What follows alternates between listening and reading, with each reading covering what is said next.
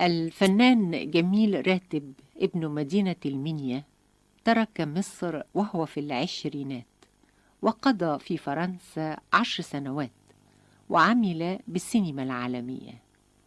حين عاد إلى مصر لمع في أدوار عديدة، ويعد إضافة حقيقية إلى السينما المصرية، حين مثل أدوارا عديدة، منها ابن البلد، رجل الأعمال، محترف النصب والاحتيال.